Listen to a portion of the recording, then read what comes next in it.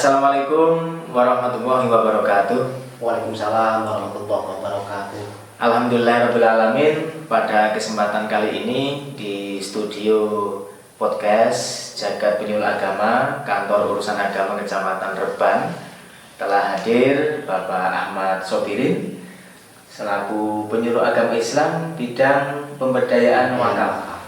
Telah hadir bersama kami di studio dan nanti kita akan berbincang-bincang ya, secara santai mengenai fenomena-fenomena keagamaan yang terjadi di masyarakat kita, Pak ya. Oke. Sebelumnya sehat Pak Ahmad Sobirin? Alhamdulillah sehat Pak Zainal. Sehat ya. Kemarin kita sudah melaksanakan Idul Adha, sudah berkorban. Kira-kira sudah kenyang mau makan daging Pak ya?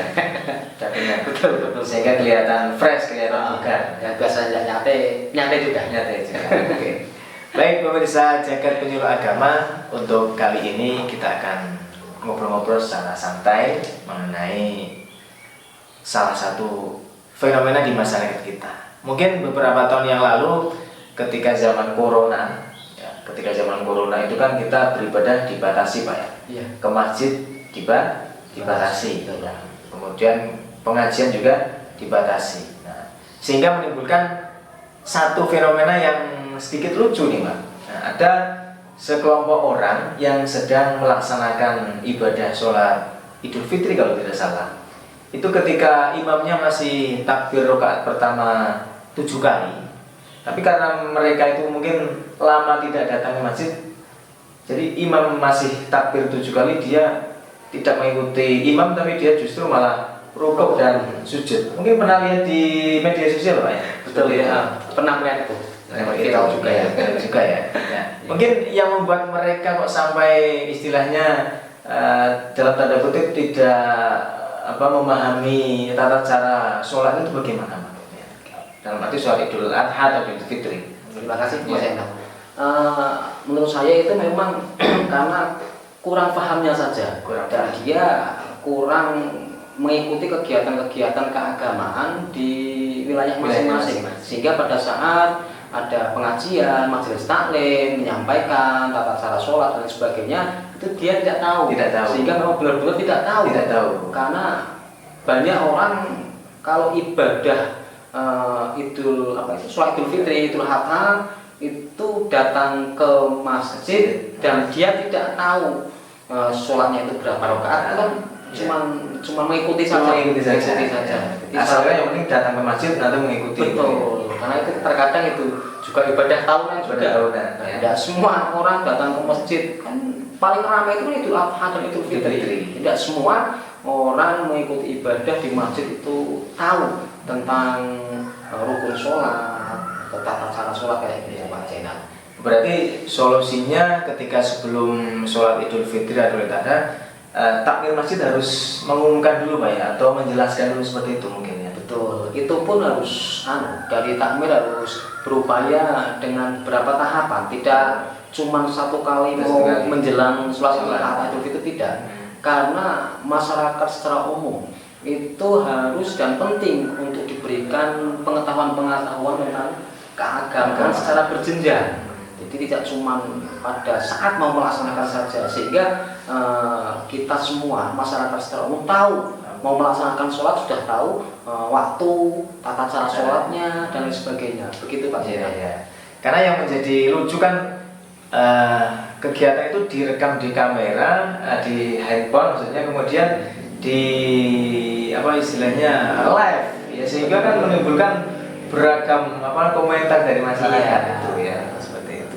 Jadi solusinya mungkin kita kan yang ada di masyarakat Pak ya, ini menjumpai bahwa anak-anak kita atau remaja kita ini banyak sekali yang kalau datang ke masjid itu masih enggan atau masih sungkan ke masjid. Ini bagaimana solusinya menangkap fenomena itu Pak? Iya Pak Zainal, betul banget.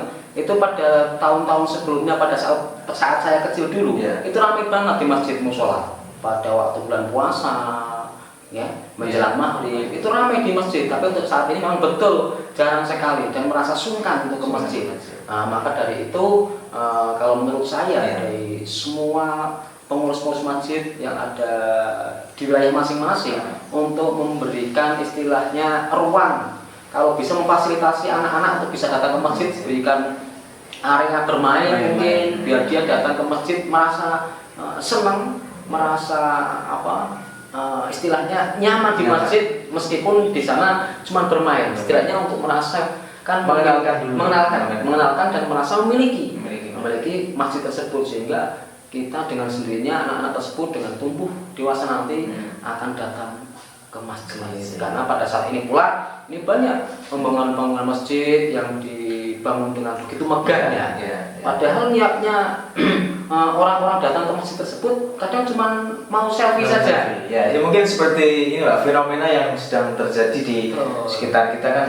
Di Jawa Barat ada masjid yang dibangun oleh Provinsi Jawa Barat kan. Kemudian di mana Solo kemarin juga ada masjid yang sedang viral. Ini kan orang berbondong ke sana pertama mungkin hanya untuk selfie buat story di media sosialnya. Ini menurut Anda bagaimana, Mas?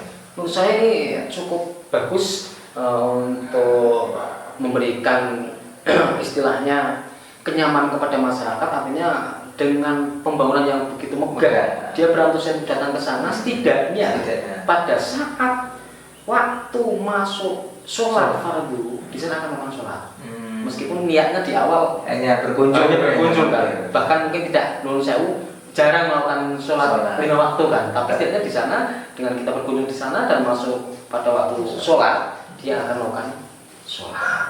Itu bagian dari upaya bagaimana untuk bisa memberikan kesadaran kepada masyarakat untuk bersama-sama melaksanakan sholat, khususnya sholat wajib atau sholat sunnah. Oke, menarik sekali ya untuk perbincangan pada kesempatan kali ini.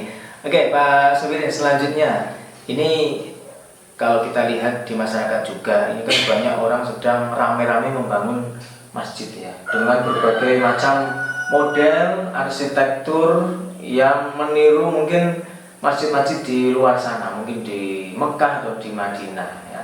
Ini bagaimana cara kita mungkin sebagai orang yang berada di depan di lingkungan masyarakat ini, bagaimana menarik mereka selain membangun, ini juga bisa mengisi kegiatan di dalam masjid. Ini bagaimana caranya? Oke, terima kasih. Seperti yang saya sampaikan tadi, memang itu penting bagi kita semua untuk membangun masjid yang megah, menurut kemampuan wilayah masing-masing. Karena itu juga di sana kita tidak cuma dengan inspirasi kita sendiri atau mengikuti dari keinginan panitia itu bukan, tapi bagaimana kita untuk bekerja sama dengan khususnya ini konsultan konstruksi, biar nantinya yang dibangun itu merasa masyarakat itu merasa bangunannya itu bagus, kuat, kokoh kan, itu juga menjadikan motivasi kepada masyarakat, sehingga masyarakat karena bangunannya bagus, kesemangatan itu berinfak di sana, bersedekah di sana akan lebih meningkat kan.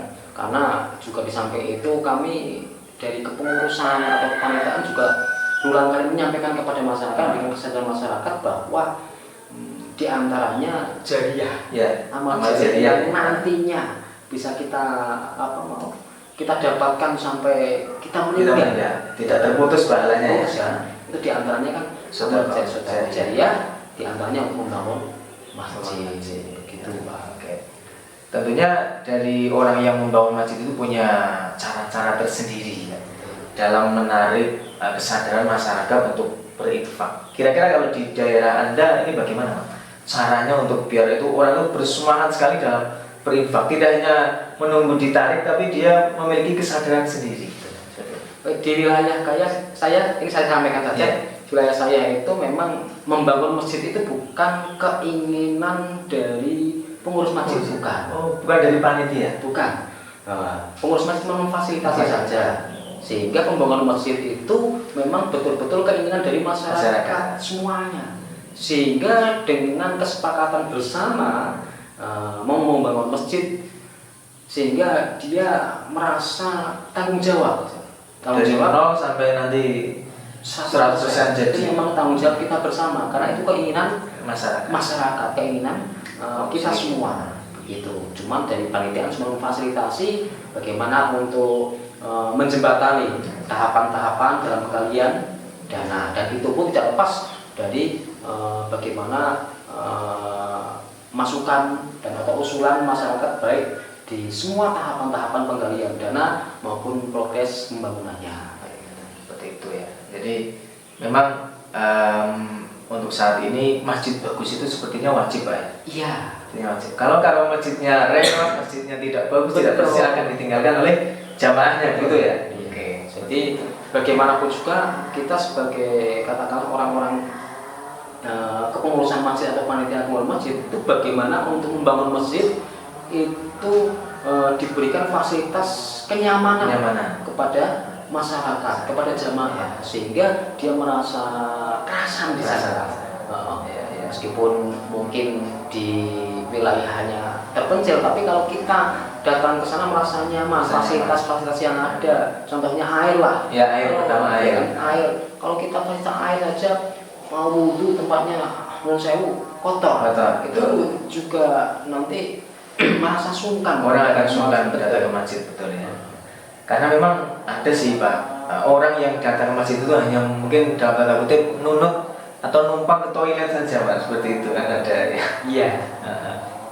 Baik, untuk perbincangan kali ini sangat menarik sekali ya, tentang bagaimana cara kita, ya fenomena di sekitar kita memakmurkan masjid dan dengan berbagai tantangannya ya. Yang terakhir Pak Ahmad Sobirin, ini harapannya ketika kita memiliki masjid yang bagus, kemudian masyarakat juga sadar datang ke masjid, ini harapannya ke depan itu bagaimana Pak? Oke. Untuk tidak lanjut, meskipun ini masyarakat mau membangun masjid, tapi setidaknya nanti memakmurkan masjid juga sangat penting. Sangat penting ya. Dan ini harapan kami nanti dari kepengurusan masjid, ya kan, mengadakan kegiatan-kegiatan untuk bisa memberikan pemahaman kepada masyarakat terkait dengan ibadah. Nah, sehingga nantinya tidak cuma dibangun masjidnya, ya, tapi betul-betul bersama isinya juga. Kita isi bersama-sama, kita makmurkan masjid tersebut. Gitu. Jadi kita tidak cuma bangga punya masjid, tapi kita harus punya etikat, punya niat untuk bersama-sama memakmurkan masjid. Gitu. Jadi sehingga tidak cuma yang dibanggakan pembangunannya, tapi ibadahnya itu sangat jauh lebih penting. Oke. Baik, terima kasih sekali atas penjelasan yang sangat jelas sekali, dan tentunya pada kesempatan kali ini kita memiliki wawasan baru ya, wawasan baru tentang bagaimana generasi kita milenial ini jangan sampai tidak kenal dengan masjid atau enggan datang ke masjid, sehingga tadi menimbulkan fenomena yang di awal kita sebutkan tadi, ada orang yang datang ke masjidnya hanya setahun sekali, sehingga ketika melaksanakan ibadah baik itu mungkin sholat Jumat atau Idul Adha menjadi tidak benar ya, seperti yang terjadi beberapa waktu lalu. Baik, terima kasih sekali Pak Ahmad Sobirin atas waktunya. Mungkin lain kali kita bisa berbincang-bincang lagi dengan tema-tema yang lebih menarik Pak ya. Baik pemirsa Jagat Penyuluh Agama, di kesempatan kali ini kita sudah berbincang cukup panjang, dan kita akan berjumpa kembali di lain kesempatan, dan kami mohon maaf apabila ada kekurangan ya. Dari kami berdua, kami mohon maaf yang sebesar-besarnya, dan terima kasih, sampai berjumpa lagi. Assalamualaikum warahmatullahi wabarakatuh.